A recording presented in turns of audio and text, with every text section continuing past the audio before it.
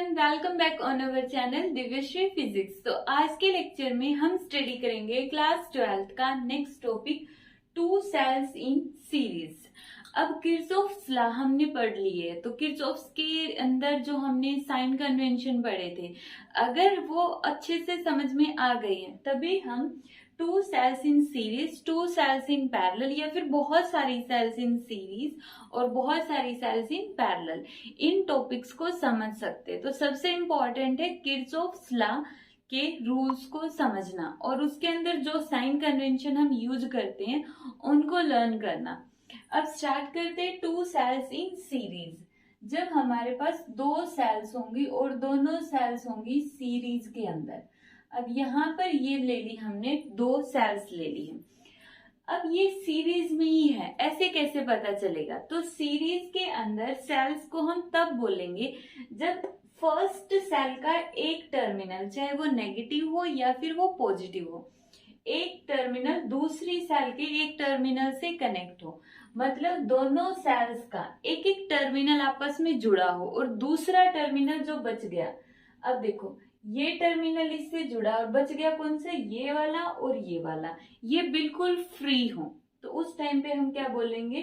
Sales in series. For example हम इस type की सेल्स को भी क्या बोलेंगे कि ये सेल्स कैसी है? सीरीज में है। और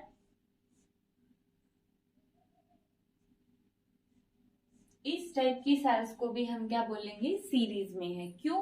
क्योंकि यहाँ पर इस सेल का ये वाला टर्मिनल इस सेल की इस टर्मिनल से कनेक्टेड है और जो दूसरे टर्मिनल से ये वाले, ये कंप्लीटली फ्री है। तो इसका मतलब ये जो सेल्स है वो कैसी है? सीरीज में है। अब जो फर्स्ट सेल है उसकी ईएमएफ है E1, सेकेंड सेल की ईएमएफ है E2 और इसका इंटरनल रेजिस्टेंस है R1 और इसका इंटरनल रेजिस्टेंस है R2। तो यहाँ पर अब हमें क्या करना है? इन दोनों सेल्स को मिलाकर एक सेल बनानी है और ये बताना है कि उस एक सेल की टोटल ईएमएफ कितनी होगी और टोटल रेजिस्टेंस कितना होगा। तो उसके लिए हम इसको क्या करेंगे? दोबारा से ड्रॉ कर लेंगे। से ए, ये है बी, ठीक है। तो इसके अंदर हम दोबारा ड्रॉ कैसे करेंगे? फर्स्ट सेल और इसके इंटरनल रेजिस्टेंस को यहाँ पे अलग से शो कर लो। एक्चुअल में इंटरनल रेजिस्टेंस क्या है, हम अपने प्रीवियस लेक्चर के अंदर बहुत अच्छे से स्टडी कर चुके हैं। अब इसको समझने के लिए हम इसे बाहर दिखा देते हैं। और सेकेंड वाली सेल ये हो गई जिसका इंटरनल रेजिस्टेंस हो गया R2B और इसकी ईएमएफ है सेकेंड। अब इसके अंदर क्या होता है? स्टार्टिंग के अंदर ही दो सेल्स हैं, ठीक है। दोनों सेल्स में से किसी भी एक सेल के अंदर अगर हमें वैल्यू पता है तो उस टाइम पे जो बड़ी सेल है, बड़ी सेल का मतलब साइज में बड़ी नहीं, जिसकी ईएमएफ ज्यादा है, ज्यादा वोल्टेज की है, तो वहां से करंट निकालो। अगर फॉर एग्जांपल E2 बड़ा है तो E2 के पॉजिटिव टर्मिनल से करंट जाएगा पूरे सर्किट के अंदर और एक ही जैसा करंट होगा। मतलब क्या है कहने का कि यहाँ पे अगर दो सेल्स है तो दोनों में से अलग अलग करंट नहीं निकालना है। जो सेल बड़ी होगी उसी का करंट पूरे सर्किट के अंदर से जाएगा। अब इसके अंदर तो सिंपल सा समझ में आता है कि पॉजिटिव से गया, नेगेटिव में एंटर कर गया, पॉजिटिव से गया। अगर हमारे पास इस तरह से सेल होती तब क्या होता? E1 E2। देखो अगर इन दोनों सेल्स की ईएमएफ अलग अलग है, मान लेते E2 10 वोल्ट की है और ये 4 वोल्ट की है, तो उस केस में हमें क्या करना है कि जो बड़ी वाली सेल है, ये वाली सेल, इसके पॉजिटिव के अंदर से करंट निकाल दो और इसके नेगेटिव में करंट एंटर करेगा, ठीक है। अब मान लो ये सर्किट कहीं पे ऐसे पूरा हो रहा होगा, ठीक है, कोई सर्किट होगा, यहाँ पे कोई कंपोनेंट्स होंगे, तो ये पूरा करंट उसके अंदर से ऐसे घूम कर जाएगा और इस वाली सेल में एंटर कर जाएगा। तो यहाँ पे क्या करना है? पूरी की पूरी दोनों सेल्स के अंदर एक ही करंट फ्लो करना है, ठीक है। तो सबसे इंपॉर्टेंट पॉइंट क्या था यहाँ पे कि जो सेल बड़ी है उसके पॉजिटिव टर्मिनल से करंट को बाहर निकाल दो और नेगेटिव टर्मिनल के अंदर करंट को एंटर करवा दो। तो अब यहाँ पे हम क्या करेंगे? Using Kirchhoff's voltage law. Kirchhoff's voltage law का अब हम यूज करेंगे यहाँ पे। सबसे पहले हम देखते हैं कि हम कहाँ पर जा रहे हैं इसके अंदर। इसके अंदर हम कहाँ पे जाएंगे, या तो ए से बी की तरफ या बी से ए की तरफ। वो कंप्लीटली हमारे ऊपर डिपेंड करता है कि हम कौन सी डायरेक्शन में मूव करना चाहते हैं। मान लेते हम जा रहे ए टू बी, ये हमारे मूव करने की डायरेक्शन है, ठीक है। हम जा रहे हो उस तरफ, करंट आ रहा है इस तरफ, तो अप्लाई करो Kirchhoff's voltage law. Voltage law at A, V A. अब इसमें क्या कर रहे हैं हम, बड़े वाले टर्मिनल से छोटे टर्मिनल पर जा रहे, तो हो जाएगी ईएमएफ नेगेटिव। इसमें हमारी डायरेक्शन इस तरफ है, करंट इस तरफ है, तो पॉजिटिव वोल्टेज होगी IR1। इसमें फिर हम बड़े टर्मिनल से छोटे टर्मिनल पर गए तो -E2। यहाँ पे फिर हमारी डायरेक्शन इस तरफ, करंट इस तरफ, अपोजिट डायरेक्शन है, तो कितना आएगा +IR2। और यहाँ पे जहां पे पहुंच गए लास्ट का पॉइंट -VB = 0, ठीक है। किरचॉफ्स वोल्टेज लॉ के अकॉर्डिंग टोटल वोल्टेज किसके इक्वल आ जाएगी, 0 आ जाएगी। यहाँ पर साइन कन्वेंशन है, दोबारा बोल रही हूँ, अगर किरचॉफ्स वोल्टेज लॉ के साइन कन्वेंशन याद नहीं है तो सबसे पहले वो वीडियो देखो और वहां से साइन कन्वेंशन समझो, तभी ये चीज समझ में आएगी। अब यहाँ पे सारी टर्म्स को अलग अलग कर लेते हैं। हमें निकालना है VA और VB के बीच में, तो ये दो टर्म एक तरफ और बाकी सारे टर्म्स उस साइड ले जाओ। -E1 -E2 उस साइड जाके किसके हो जाएंगे, दोनों प्लस के, E1 + E2। यहाँ पे +IR1 +IR2 इस साइड जाके माइनस के, -IR1 -IR2।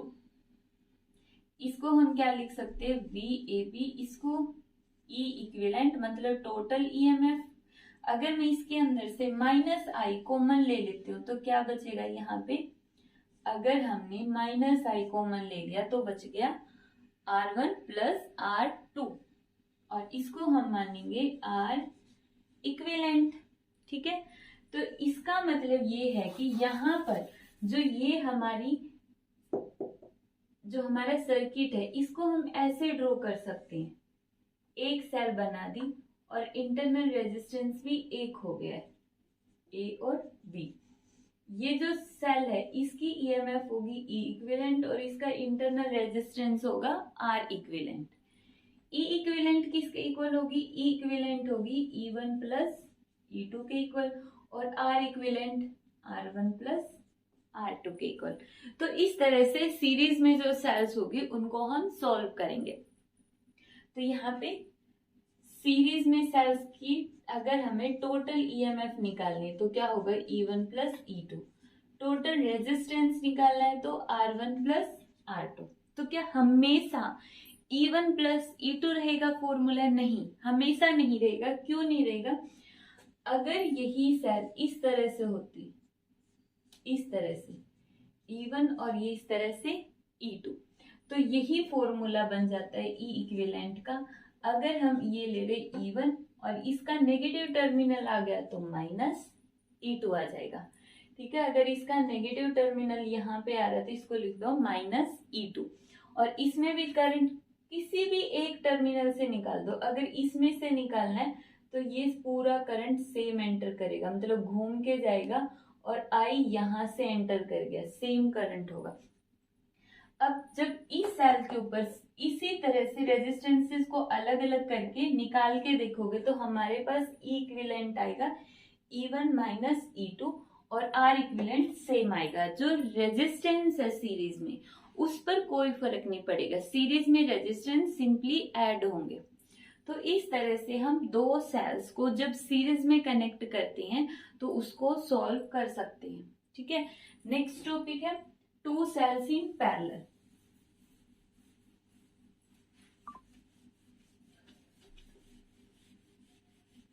अब सीरीज के अंदर एक पॉइंट और इम्पोर्टेंट, जैसे ये हमने दो सेल्स ली E1 और E2, मान लेते हैं ये 4 वोल्ट की है, ये 10 वोल्ट की है, ठीक है।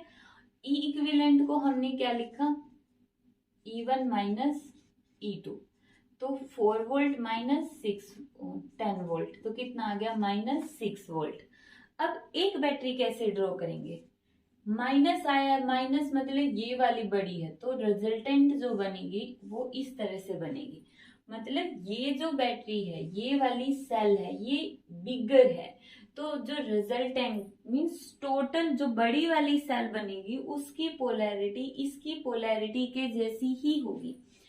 अगर ये वाली सेल होती 10 वोल्ट की और ये वाली सेल होती 4 वोल्ट की, तो यहाँ पे ये आ जाता +6 वोल्ट। तो उस टाइम पे ये सेल बनाते हम इस तरह से, ठीक है। अब देखते हैं 2 सेल्स इन पैरेलल।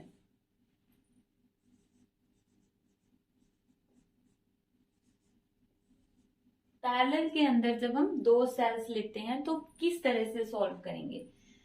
हमने ली 2 सेल्स, ठीक है, ए, ये हो गया बी। इस पॉइंट को मान लो x और इस पॉइंट को मान लो y। ये सेल जिसकी ईएमएफ E1 है, इंटरनल रेजिस्टेंस R1। ये सेल जिसकी ईएमएफ E2 है, इंटरनल रेजिस्टेंस है R2। अब सेल्स पैरेलल में होंगी, इस बात का पता हम कैसे लगाएंगे।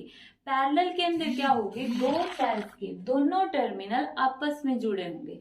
जैसे इसका पॉजिटिव और इसका पॉजिटिव दोनों आपस में जुड़े हुए, इसका नेगेटिव और इसका नेगेटिव भी जुड़े हुए, मतलब यहाँ पर कोई भी टर्मिनल फ्री नहीं है। तो इसका मतलब ये जो टर्मिनल्स हैं, दो जो सेल्स हैं वो कैसी है, पैरेलल है। तो इसको सॉल्व करने के लिए सबसे पहले हम ये वाला पाथ लेंगे फर्स्ट, फिर पाथ सेकंड के अंदर केवीएल अप्लाई करेंगे। यूजिंग केवीएल इन पाथ 1, फर्स्ट पाथ के अंदर एक्स पॉइंट सेल और इसका इंटरनल रेजिस्टेंस R1 और y पॉइंट, यहां से करंट गया। मान लेते हैं पैरेलल के अंदर करंट क्या होता है, डिफरेंट होता है। तो इस वाली सेल से करंट जाएगा I1 और इस वाली सेल से करंट जाएगा I2। यहाँ पे टोटल करंट हो गया I और यहाँ से एंटर कर गया I1, यहाँ से एंटर कर गया I2, यहाँ से कितना करंट है I, जो किसके इक्वल होगा I1 प्लस I2। यही करंट घूम कर सर्किट के अंदर से बी टर्मिनल के अंदर से एंटर कर जाएगा। तो पैरेलल के अंदर करंट अलग अलग होगा और सीरीज में करंट सेम होगा, इसलिए सीरीज के अंदर हमने करंट को सेम रखा और पैरेलल में करंट को हमने डिफरेंट डिफरेंट कर दिया। अब यहाँ पे करंट कितना है I1, तो केवीएल अप्लाई करो। हम मूव कर रहे हैं इस तरफ x से y, तो कितना होगा Vx। अब पॉजिटिव से नेगेटिव पर गए तो -E1, पॉजिटिव से नेगेटिव पर जाते तो नेगेटिव। अब हमारी डायरेक्शन और करंट की डायरेक्शन अपोजिट है तो आएगा प्लस I1 R1 और यहाँ पे कितना आ जाएगा फिर -Vy इज इक्वल टू 0। जो लास्ट पॉइंट है जहां पे हमें जाना है वो हो जाएगा -Vy। तो यहाँ पे कितना हो गया Vx minus Vy is equal to, इस तरफ ले आओ E1 minus I1 R1। Vx minus Vy को हम लिख सकते हैं Vxy is equal to E1 minus I1 R1। एक तो इक्वेशन आती है ये वाले। अब सबसे पहले ये देखो कि इसका प्रोसीजर क्या होगा सॉल्व करने का। पैरेलल के अंदर क्या चीज अलग है, करंट, तो इसको हम क्या लिखेंगे, करंट को I is equal to I1 plus I2, ठीक है। टोटल करंट निकल जाएगा I। हमें निकालनी है टोटल ईएमएफ कि जब दो सेल्स पैरेलल में जुड़ी है तो टोटल ईएमएफ कितनी होगी, रेजिस्टेंस कितना होगा। तो उसके लिए सबसे पहले हम टोटल करंट निकालेंगे। तो टोटल करंट निकालने के लिए हमें चाहिए I1 की वैल्यू। I1 निकलेगा यहाँ से, तो यहाँ से I1 किसके इक्वल आएगा, E1 minus Vxy divide by R1। I1 की वैल्यू किसके इक्वल हो जाएगी, E1 माइनस Vxy और डिवाइड बाई R1। ये हो गया हमारे पास I1। सिमिलरली जब हम सेकेंड पाथ पर केवीएल यूज करेंगे तो I2 सेम मेथड से सॉल्व करना है। I2 आ जाएगा E2 माइनस VXY और डिवाइड बाई R2। तो ये आ गई हमारे पास I2 की वैल्यू जो तुम्हें खुद सॉल्व करनी है। अब दोनों करंट की वैल्यू इस फॉर्मूले में पुट कर दो, कितना आएगा E1 R1 minus VXY plus E2 minus VXY divide by R2। ठीक है, अलग अलग रखो इसको। E1 by R1 minus VX by R1 plus E2 by R2 minus VX by R2। ठीक है, अब E1 वाली टर्म्स अलग रखो। E1 by R1 plus E2 by R2। इन दो टर्म्स में से क्या चीज कॉमन आती है, माइनस VXY। अंदर क्या बच गया, 1 by R1 plus 1 by R2। Solve करो एलसीएम लेके, कितना आएगा R1 R2 और यहाँ पे E1 R2 plus E2 R1। Simple, हमने एलसीएम लिया और ऊपर सॉल्व कर दिया। यहाँ पे कितना आएगा VXY, एलसीएम लेंगे R1 R2, ऊपर इस साइड हो जाएगा R2 और इस साइड हो जाएगा R1। ये आ गई हमारे पास करंट की वैल्यू आई। अब निकालना क्या है, हमें निकालना है सबसे पहले कि यहाँ पे टोटल इक्विवेलेंट ईएमएफ क्या बनेगी। इक्विवेलेंट ईएमएफ के लिए हमारे पास फॉर्मूला क्या था, V is equal to E equivalent minus I R equivalent. तो इस इक्वेशन को इस तरह से लिखना है हमें, और इस इक्वेशन को इस तरह से बनाने के लिए हमें V को एक साइड में रखना पड़ेगा, अकेले V को। अब यहाँ पे V है, लेकिन ये V माइनस का है और इसके साथ ये वाली टर्म, तो हमें दोनों चीजें खत्म करनी। माइनस की जगह हमें प्लस लेके आना है और इस टर्म को गायब करना है। अब देखो ये टर्म इसके साथ मल्टीप्लाई में है, इसको गायब करने के लिए मैं लेफ्ट हैंड साइड में और राइट हैंड साइड में किससे मल्टीप्लाई कर दो, इस तरह से R1 R2 लेफ्ट साइड में मल्टीप्लाई कर दी। जब भी हमें इक्वेशन में कोई चेंज करना है तो दोनों साइड करना पड़ेगा, लेफ्ट साइड भी और राइट साइड भी। यहाँ पे कितना आ जाएगा E1 R2 E2 R1 divide by R1 R2। जब इस टर्म को इस साइड मल्टीप्लाई करेंगे तो दोनों टर्म्स के साथ मल्टीप्लाई होगी, R1 R2 R1 plus R2 minus VXY। अब यहाँ पर जो टर्म थी वो थी R2 R1 R1 R2, इसको भी इस टर्म से मल्टीप्लाई करेंगे, R1 R2 divide by R1 plus R2। तो ये दोनों आपस में कैंसल आउट होके सिर्फ V बच गया है अब यहाँ पे। ठीक है, इसमें ये वाली टर्म आपस में कैंसल, तो I R1 R2 R1 plus R2 ऊपर मल्टीप्लाई में, इस साइड क्या बच गए E1 R2 plus E2 R1 divide by R1 plus R2 और माइनस VXY। ठीक है, माइनस VXY बच गया। देखो सिंपली हमने किया क्या है, लेफ्ट हैंड साइड में ये वाली टर्म जो है और राइट हैंड साइड में इसी टर्म से मल्टीप्लाई कर दिया, बट राइट हैंड साइड में दो टर्म्स थी तो दोनों के साथ मल्टीप्लाई में होगी। अब यहां से हमें वैल्यू चाहिए सिर्फ किसकी, V की। V की वैल्यू चाहिए और वो भी प्लस में चाहिए। V प्लस में कब होगा, जब हम इसको लेफ्ट हैंड साइड में लेंगे, और जो लेफ्ट हैंड साइड में टर्म है उसको राइट हैंड साइड में ले जाओ। तो VXY इस साइड और उस साइड पहले से क्या है E1 R2 plus E2 R1 divide by R1 plus R2। ठीक है, और ये टर्म उस साइड में जाएगी तो माइनस में I R1 R2 R1 plus R2। अब हमारे पास इक्वेशन क्या थी, E equivalent minus R equivalent equation होती है। कंपेयर कर दो, E इक्विवेलेंट का फॉर्मूला क्या बन गया यहाँ पे, E1 R2 plus E2 R1 divide by R1 plus R2। Parallel के अंदर टोटल EMF, टोटल रेजिस्टेंस कितना आएगा पैरेलल के अंदर, R1 R2 R1 plus R2। तो यहाँ पे देखो, अगर दो सेल्स हमारे पास पैरेलल में है तो दोनों पाथ्स के ऊपर कितनी भी सेल्स हो, 2 सेल है, 3 सेल है, 4 सेल है, सभी के ऊपर केवीएल अप्लाई करो, करंट को ऐड कर दो, वहां से सोल्व करना पड़ता है हमें। तो यहाँ पर भी हमने क्या किया, करंट की वैल्यू को पुट किया और वहां से VXY निकाल लिया। अब इक्वेशन क्या होती है, जो लेक्चर हमने पढ़ा था टर्मिनल पोटेंशियल डिफरेंस का, उसमें हमारे पास इक्वेशन थी ये वाली, ठीक है, V is equal to E minus I are.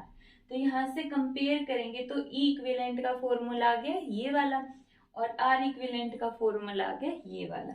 Means जैसे सीरीज में होता है, सीरीज में तो EMF सिंपल ऐड होगी, या तो E1 प्लस E2 या E1 माइनस E2, इस तरह से ही सॉल्व होंगे।